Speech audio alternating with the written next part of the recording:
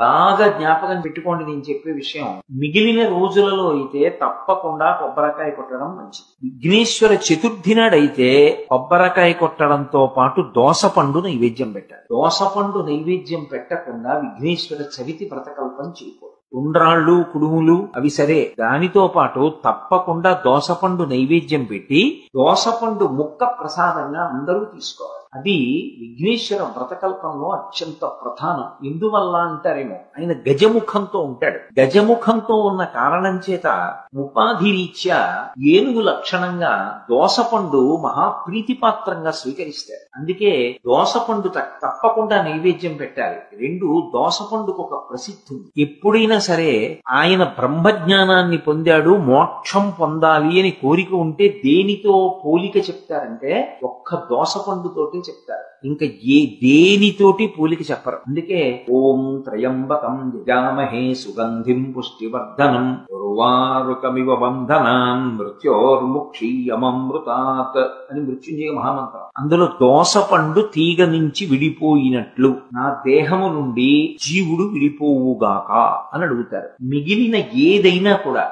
పండిపోయిన తరువాత కూడా ముచికని విడిచిపెట్టడం కొంచెం కష్టంగా విడిచిపెట్టారు. అంత తేలి